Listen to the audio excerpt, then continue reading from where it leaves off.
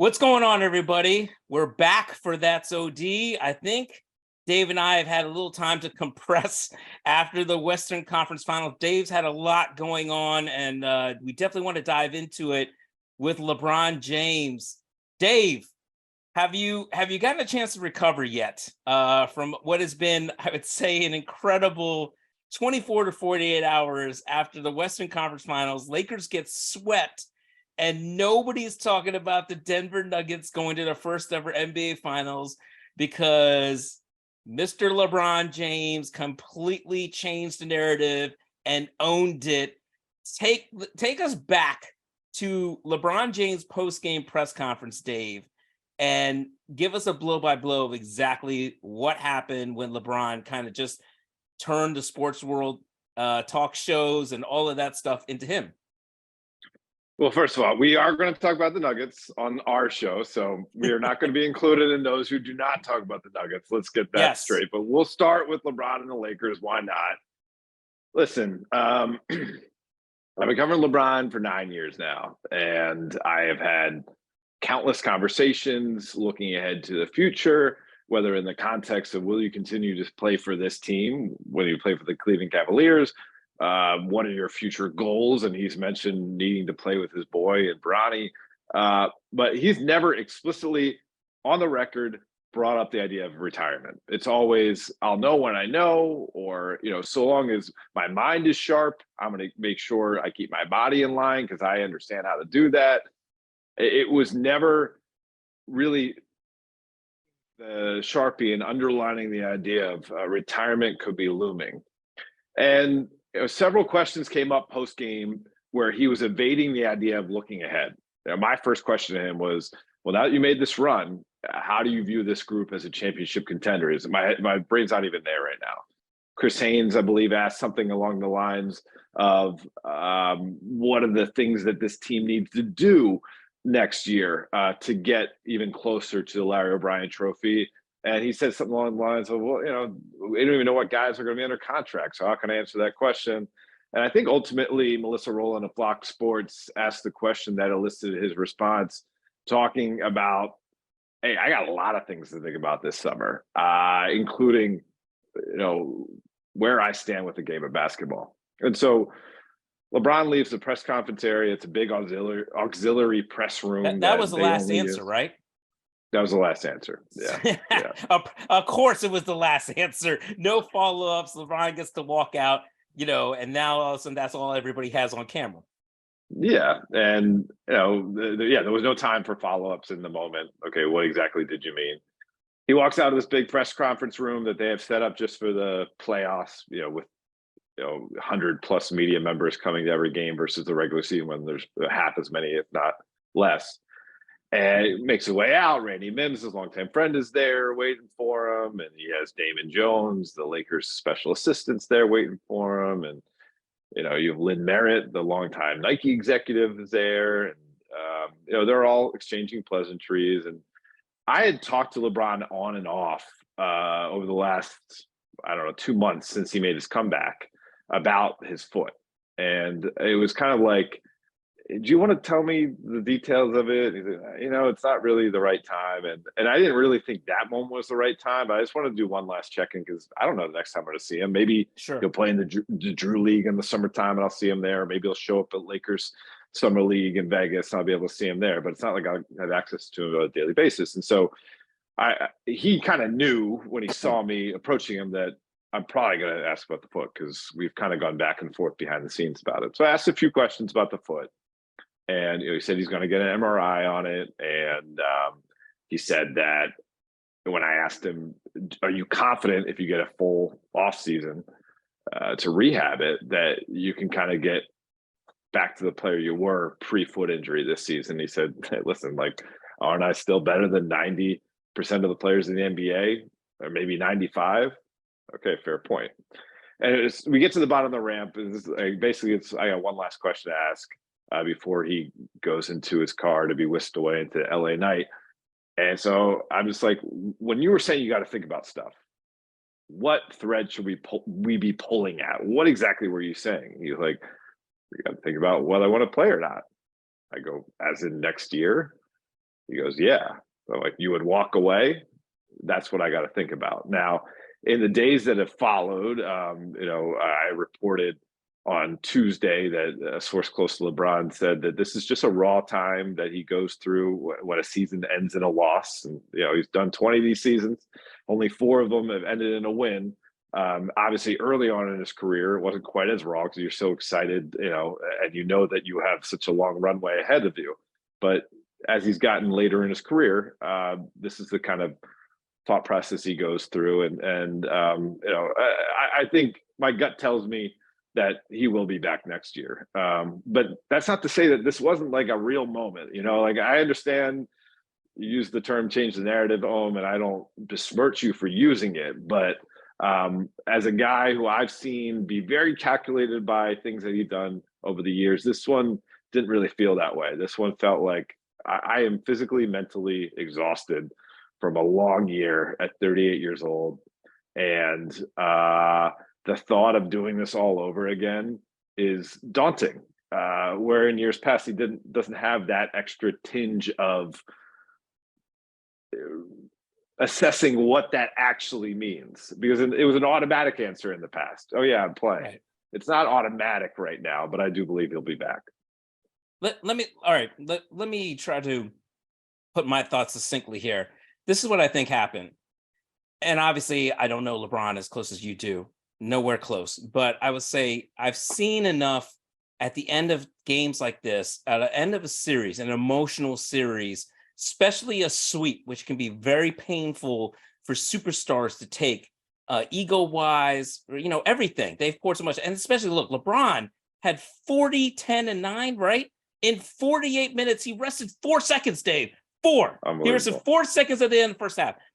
At the end of the second half, near the end of the game, there was a possession where he was blanketing Jamal Murray into a shot clock turnover and then just put his hands on his knees. He was spent. He was exhausted. When I see LeBron defending like that, and not only just pouring in offensively what he was doing, it was an all-time effort from him.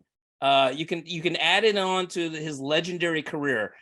I also thought when I was watching that game, as I have often watched LeBron James in the last few years as a Laker, that I always get the sense, and I think I've told you this before when he plays the Clippers a lot of times.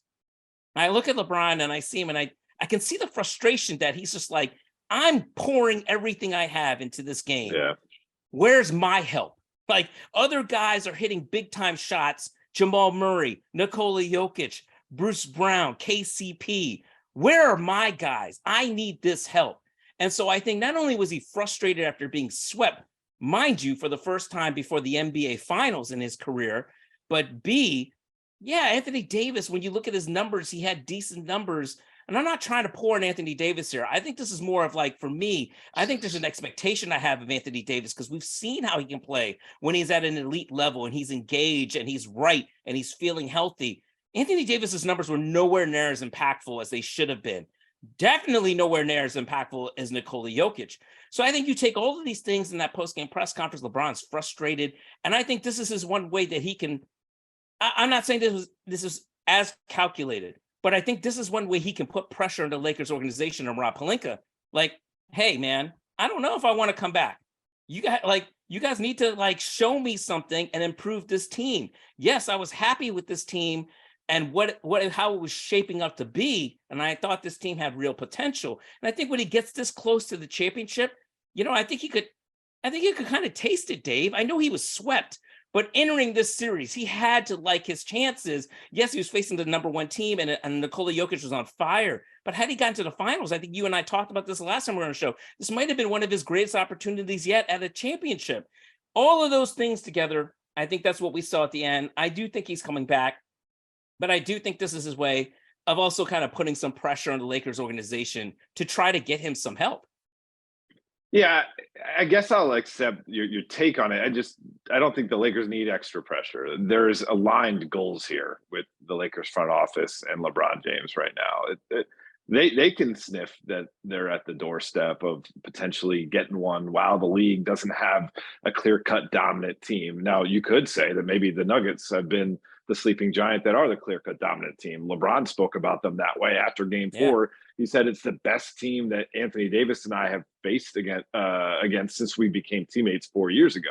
And think about it, there's been some pretty good teams in that stretch. So, you know, maybe that does mean that there have to be bigger swings here with this team to get it to where it needs to be to actually compete for a championship next year. But I just don't think there needs to be, like Rob Pelinka, Gene Gus, they don't need that as the motivating factor from LeBron. So that's why and he's smart enough to know that there are times when he has to press buttons with the team. And certainly he felt he had to throughout the course of this season prior to the trades that they made in February. But I don't think this is one of those times. But I mean, we'll see. So, you know, LeBron, it's funny to see the things that are said about him on talk shows, on social media.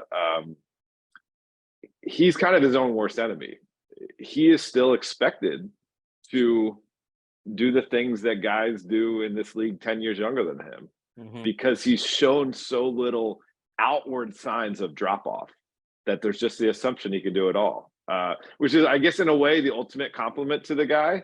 But you can imagine, if you are him, how it can lead to some frustration. Because I asked him after game 3, which again was another winnable game for the Lakers up until midway through the fourth quarter.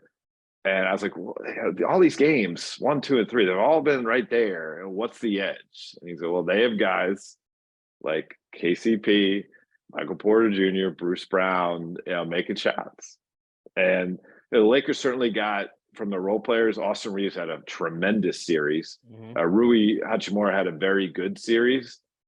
Beyond that, there wasn't much. And as you mentioned with Anthony Davis, I thought that was fair. Anthony Davis was good and defensively at times quite good, but not good enough one-on-one defensively against Nikola Jokic. And offensively, you know, he did have a 40-point game, and you know, that's pretty darn good. Let's not forget about that. But overall, not at his A+ level. He might have been a B+. And that was the thing. I think you and I talked about this entering the series, that AD had to be the best big man in 4 games in this series for them to have a chance. And even that 40-point game, which was in game 1, like, it wasn't as impactful as Jokic's 33 points and triple-double through 3 quarters, because Jokic literally came out and said, I am going to take this to you, Anthony Davis. I'm going to show you that I am the better big man. You might stuff a couple shots on me here and there, but you're not going to be able to defend me one-on-one. Like, that was the statement that he came out with right from the get-go in game 1. And I believe it kind of like really set the tone for the series. I wanted to ask you something real before we move on from LeBron. The 90 to 95% quote, I saw this was getting some play. I think our old colleague Chris Broussard kind of talked about it. I thought it was interesting that LeBron would say that because, and he mentioned him telling it to you, he's saying that to him, this was like the first time that LeBron was actually admitting and acknowledging that he's not the best player in the league. And listen, I mean, that's the truth. There's no surprise there. But I think everybody was like, the number's probably really more close to 98%, you know? LeBron was probably being a little more humble, because really there might be only like 5 players still maybe better than LeBron right now. But what did you think about that 95% quote that he gave you? Well, 2 things. I think, one, we look back at his career. This is literally the first time of his career since his rookie season that he didn't get a vote for MVP. Like, what a run. What a tremendous run, that over 19 seasons, someone out there thought he was one of the top 5 players in the league every year, that's incredible. But I think it's acknowledgement, you know, in a sense of, I'm still really good. I'll start here. One, it was an acknowledgement that when I heard him say it, okay, I don't think he's going to retire, because that's still showing a fire in him. And this is actually something that I was going to write in my story, but it just seemed too, you know, inside baseball. But actually, when he was in the locker room after game 4, getting dressed to go out of the arena for the night, he put on compression socks. Why do you put on compression socks? Keep your body right and moving. Yeah, that's a guy that still has some basketball left to play. But it's an acknowledgement that, like, there are moments when he can be the sun, the moon, and the stars for Lakers franchise. And he, as you can see, there's a reserve somewhere in him. He can drop 40 and he can be tremendous, as he was almost a flawless game in game 6 to close out the Warriors in the second round. But there's going to be some clunky performances too. And make sure you support him with some players that can keep him looking in moments like the best player in the league. And it's a pretty fair compromise for a guy still finding a way to do it this late in his career. But, listen, LeBron will be LeBron, barring any injury. So long as he's in the NBA, he's going to find ways to impact winning. I think the Lakers just have a pretty long list of decisions to make here because the only people under contract for next year are LeBron, Anthony Davis, Max Christie, and I do believe Max Christie will be a rotation player for them next year. Jared Vanderbilt has a partial guarantee, but he will almost assuredly get his option picked up so long as the Lakers don't pursue some kind of a big name player and they need to renounce cap space. But beyond that, if you decide to run it back, and I've reported that the Lakers have every intention to re-sign Rui Hachimura and Austin Reeves, and as restricted free agents, match whatever offers out there on the open market. Is D'Angelo Russell the guy? Can you trust him to be the guy, or did you see enough in the conference finals that tells you he's just not good enough? He's quite good and he's had his moments, but he's just not good enough. And that is kind of going to be the key question to me of how they piece together this team for next year. Just a real side real quick before I forget, the compression sock thing I found, well, Dave, maybe he was getting on a plane to go to Cabo, like anybody who watches Succession knows that, after watching Logan Roy not have his compression socks on in the plane, you should always have your compression socks on in the plane. Yeah. Dave, D'Angelo Russell and the way he struggled toward the end, and then I don't know, benching maybe too hard a word. Obviously, they took him out of the starting lineup, and they brought him in. He was benched. He was benched. Yeah, he was benched. What did you make of that? And of course, like the pressure. Did the Lakers feel any pressure with Kyrie Irving sitting courtside for that game, and maybe trying to make something work there? What do you think of what's with the Lakers and Kyrie and maybe the chances there in the offseason? I think the same question marks about Kyrie exist now that did back in February. And the Lakers were one of the teams that were very active talking to the Nets about potentially acquiring Kyrie. But one of the things that was a roadblock was the Lakers' reticence to agree to a multi-year extension for Kyrie beyond the time LeBron James and Anthony Davis would be on their books, and that Kyrie Irving is still seeking that by all reports. And so, has he come off that stance, Kyrie Irving, where he'd be willing to go for what the Lakers are looking to do? I don't know. And also, would Kyrie Irving, who can get paid a lot more money than the Lakers can, because the Lakers can have everybody come off the books basically and clear up around $31 million a year to offer to Kyrie, and then have to fill up their roster with taxpayer mid-level and a bunch of minimums again. So if they were to do that to try to get Kyrie, they would not be able to have Austin Reeves, right? Well, the only way they'd be able to do that is if Kyrie took a little bit of a haircut and Austin was willing to just wait and get the cap hold number of 2.2 million and wait to get paid after the Kyrie thing happened. But that's a lot of trust you place in a franchise when you could be missing opportunity to see what else is out in the market. So basically it's like LeBron, AD, Kyrie, Max Christie, the 17th pick this year, and a bunch of minimum deals, or you don't go that direction, and there's a bunch of different ways you can go from there. And so, do the Lakers feel pressure for Kyrie? I don't think so. I think there's still a pathway that is, a very unlikely scenario, but they haven't completely shut the door on it. But at the end of the day, the Dallas Mavericks can play Kyrie Irving about $15 million more per season than the Lakers can. That's a pretty wide gulf. Yeah, I couldn't help but think though in that game 4, as LeBron is just trying to do everything he can, had they had somebody like Kyrie, the shot making, the offense, the ability to get to the rim. And listen, with all that being said, and as special as Kyrie is, I still think, if the Lakers were to somehow get him, it would still end probably badly.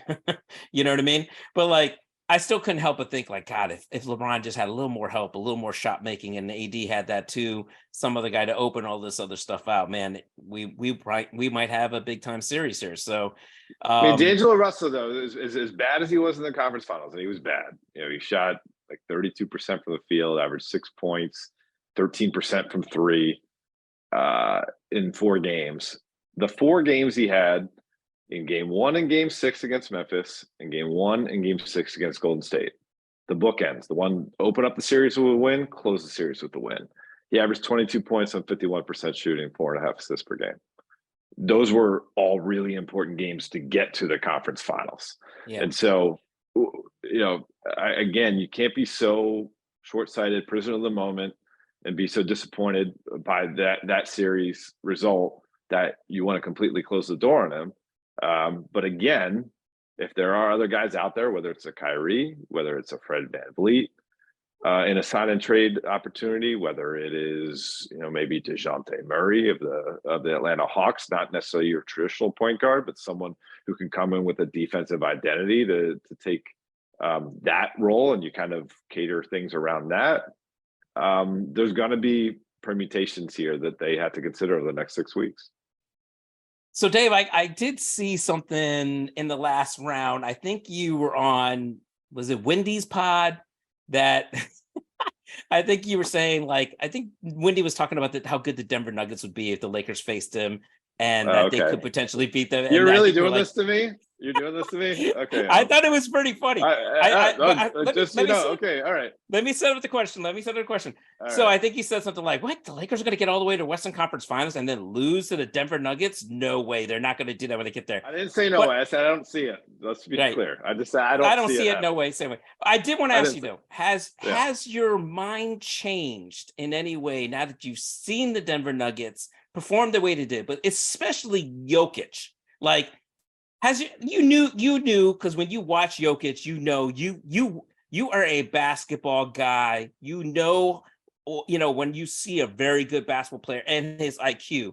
But with that being said, has Jokic changed your mind at all about how good he is, and is he the best player in the world? I mean, I think you and I both voted Embiid MVP this year, right? I voted Giannis. You voted Giannis. Okay, I voted Embiid.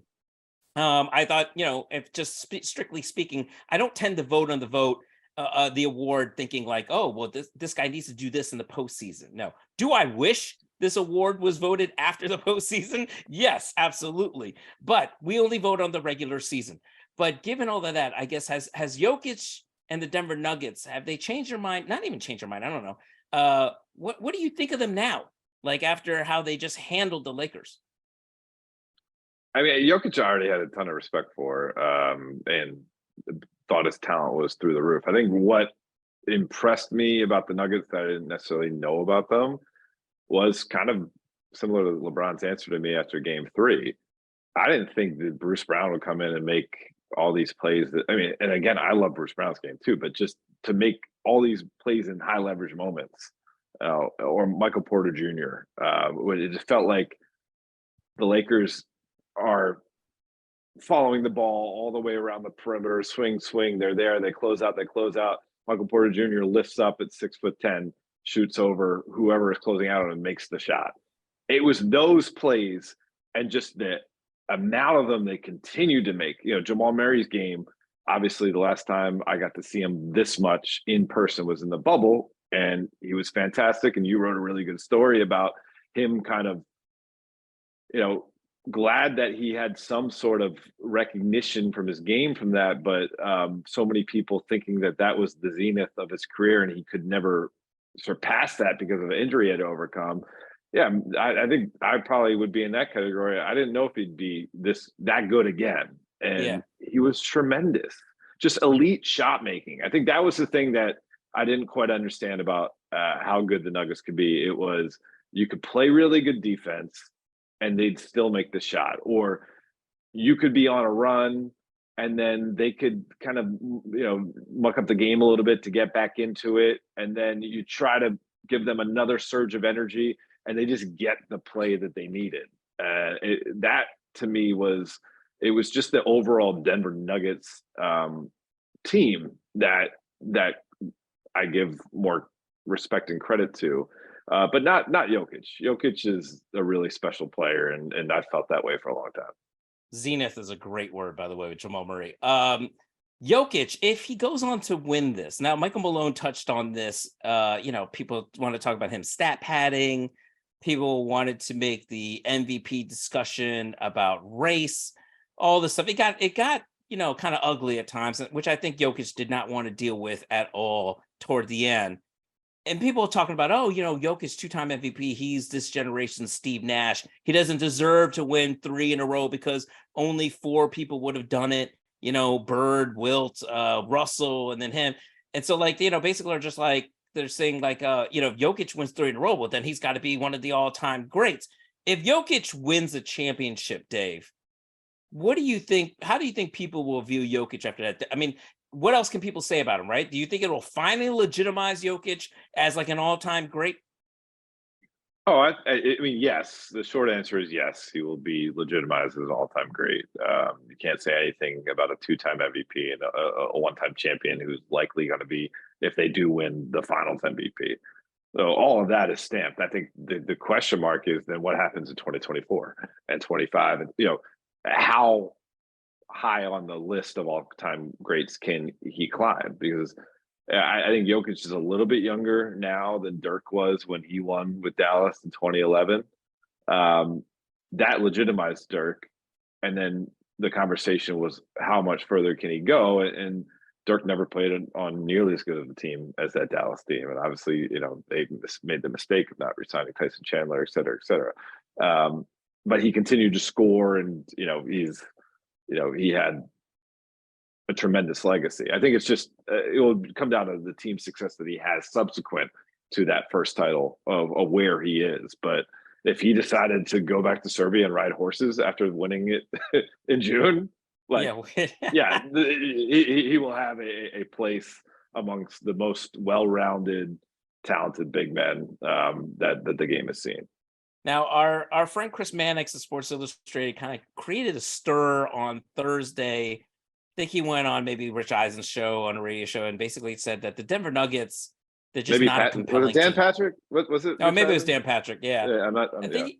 I think he said basically that the Denver Nuggets are not a compelling team to write about or talk about. They just, Jokic is a great player, maybe the best in the world, but he shies away from the media. He doesn't want to do anything extra outside of the NBA mandated media sessions. He doesn't do a lot of sit downs. Jamal Murray, not particular. This is not my words. Jamal Murray, not particularly interesting. Michael Porter Jr. He went on and on down the list. And Nuggets Nation and all of the media that covered the Nuggets were just like, "What are you talking about? This team was the best team in the Western Conference all year long. You got a 2-time MVP. They are in the NBA Finals." What do you think of that? The whole no respect notion, and also that they're not compelling. I mean, you just did talk about all the things that you were a little surprised about, or that you learned about the Nuggets in this series about how the elite shot making was. Yeah, I mean, listen, I don't think that Chris Mannix was intending to be inflammatory. I'll start there. I don't think he was speaking as a guy with a hot take or anything like that. He was comparing the Nuggets to some of the teams in the Western Conference that.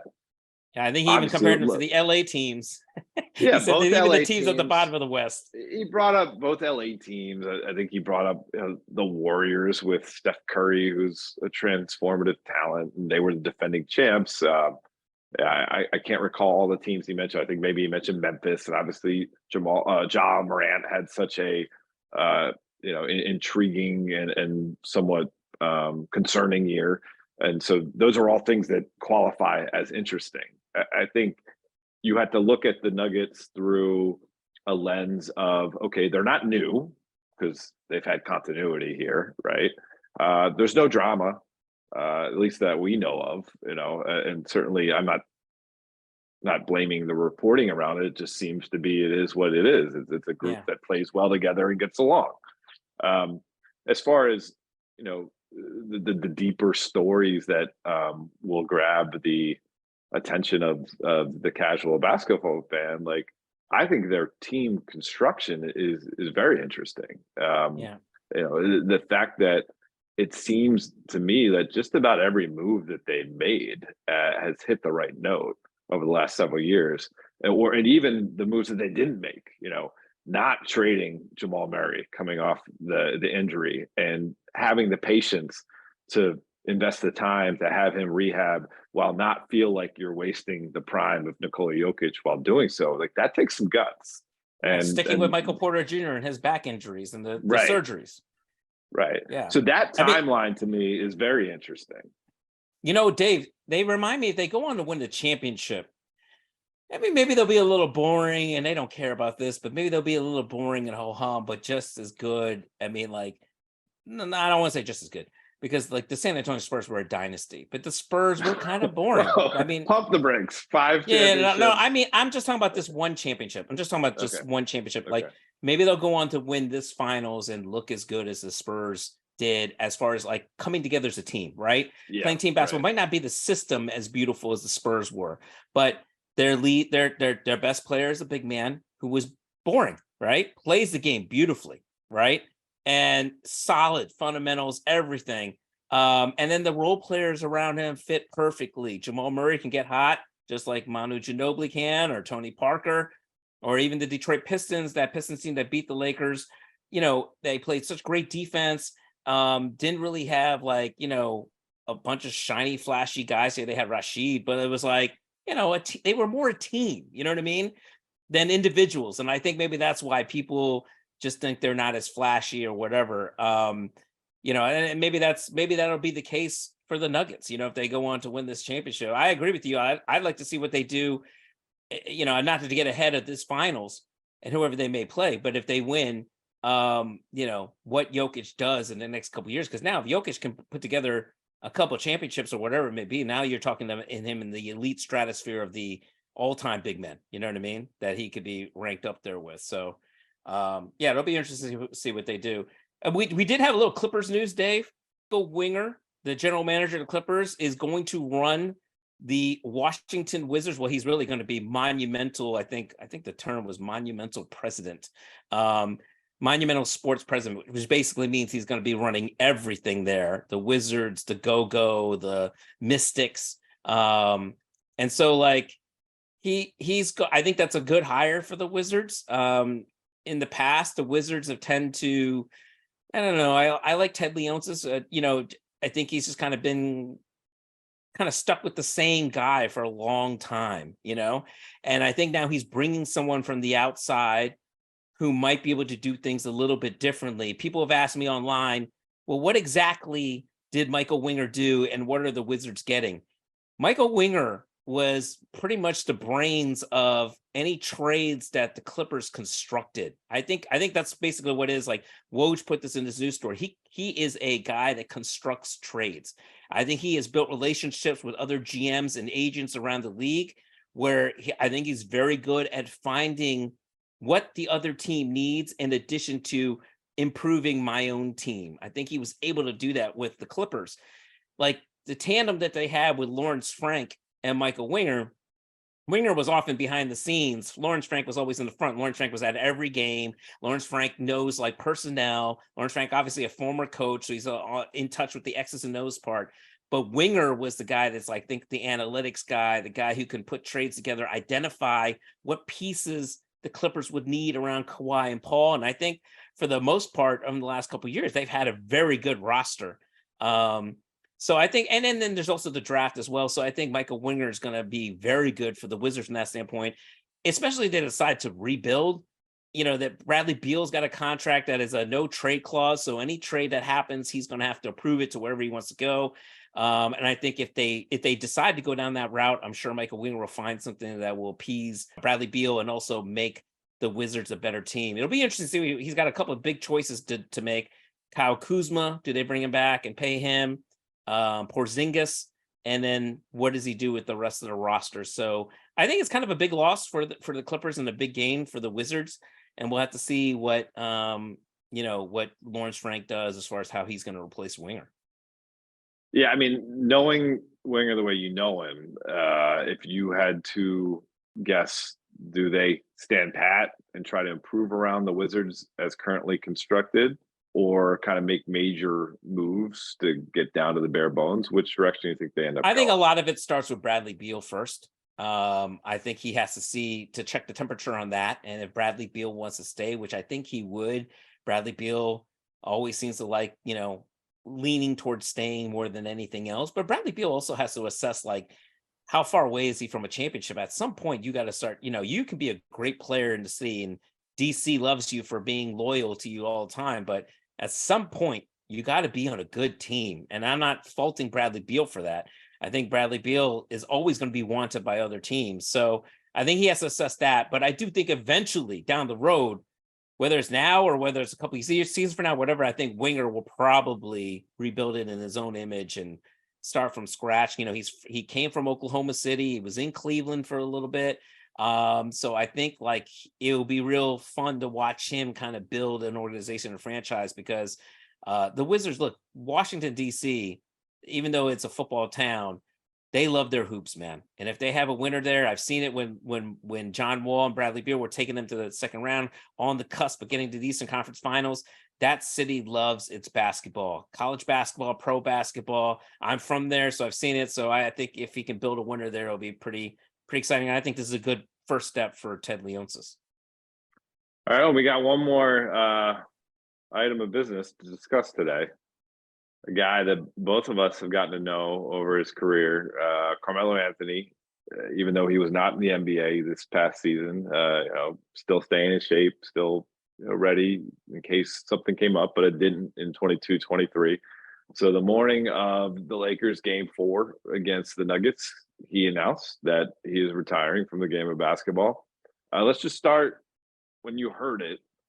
What part of Carmelo Anthony's career jumped out to you when you think about Carmelo as a basketball player? What comes to mind? Oh man, there's so much. For me, it's always going to be the Knick days, because I was there when he was with the Knicks, and just Madison Square Garden having a superstar there again. They may not have won as much as he would have liked, and they may not have been able to get as far as he would have liked, but just to be able to have a superstar after some really lean years at MSG, you always kind of knew you just had a chance, man. You know what I mean? Like Carmelo could explode for 50 on any given night. He was a guy that like accepted this, just being a star, putting his team on the back, handling all the pressure that comes with that, playing in New York. There's actually one time I will never forget this, Dave.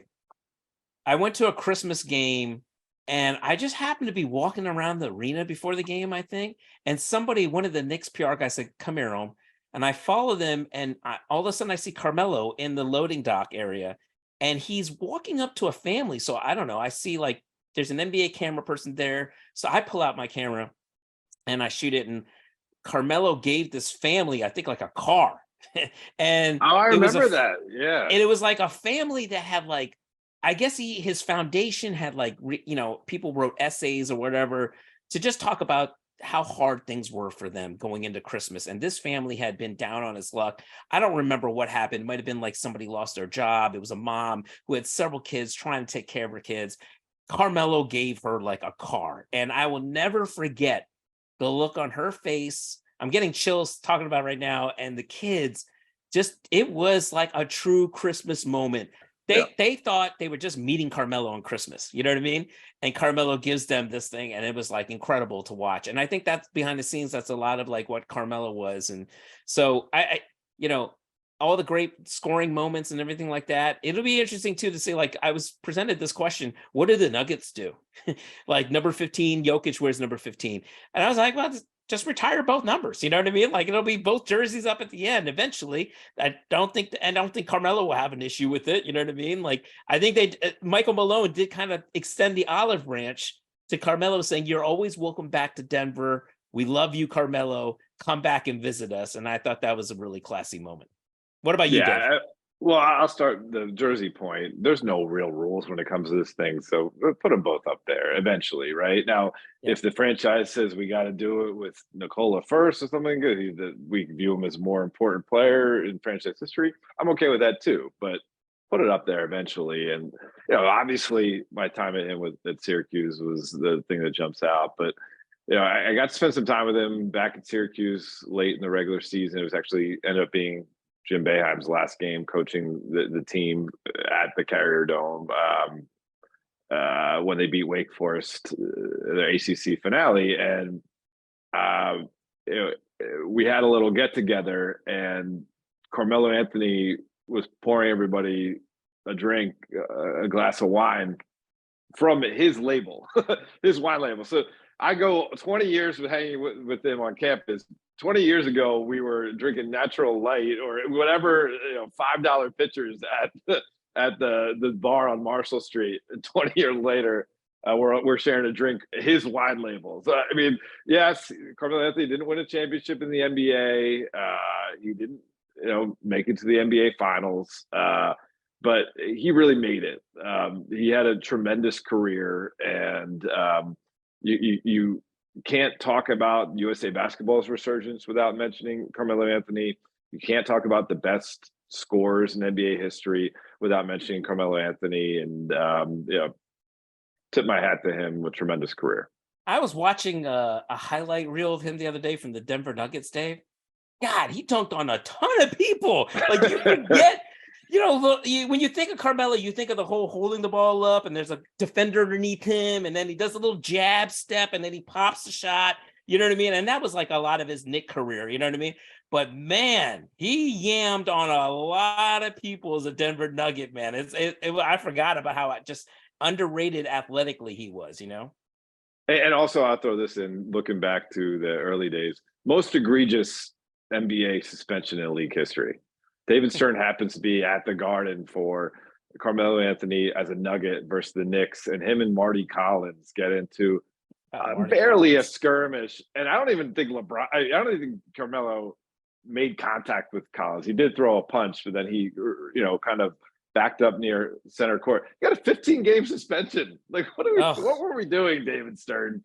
I think Carmelo, Adam Silver fixed that. Send Carmelo a check with his retirement, give him back some of that fine money he lost for a 15-game suspension. But yeah, I mean, I gotta say one last thing, Dave.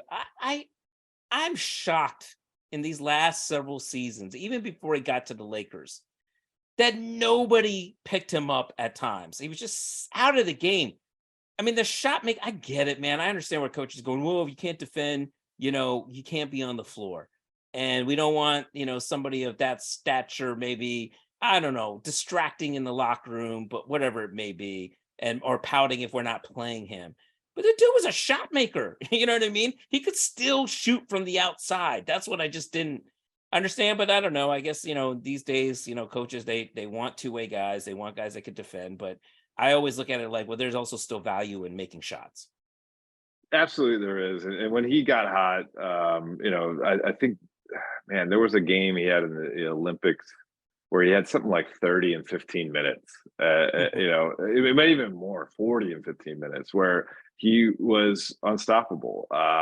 And a beautiful shot for a guy that size. Really was before stretch fours became so in vogue. He was kind of with that initial wave of guys who played that way. And yeah, I mean, even getting a chance to cover on the Lakers last year, it was a brutal season for the franchise. But he had his moments actually when they were competitive in the first half of the season. A lot of it had to do with Carmelo Anthony way outperforming a better minimum contract. So, yeah, like I said, salute to Melo. I know you and I will both miss seeing him, in games, seeing him, talking to him in press conferences and in the locker room and stuff. But he'll be in Springfield. Wait, Dave, which Melo, before you take us out, Dave, which Melo's your favorite one? I will go with mine.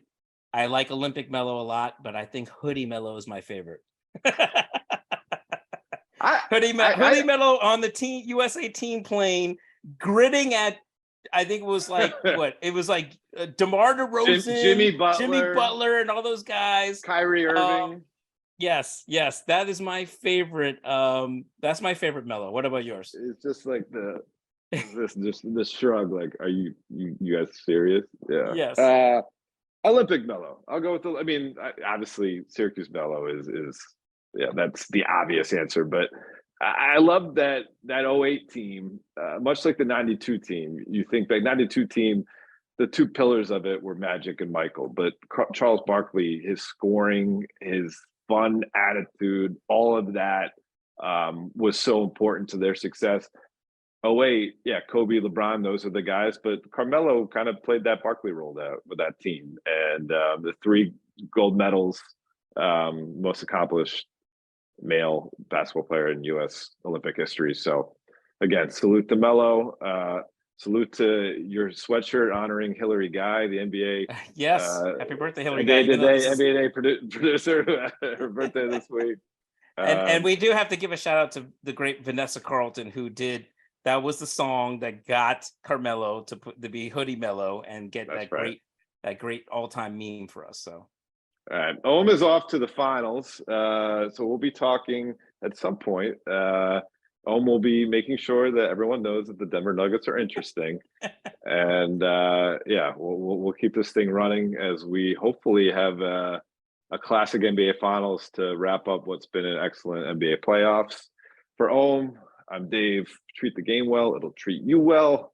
That's OD. We'll see you soon. See you next week. Thanks for watching ESPN on YouTube. For live streaming, sports, and premium content, subscribe to ESPN+.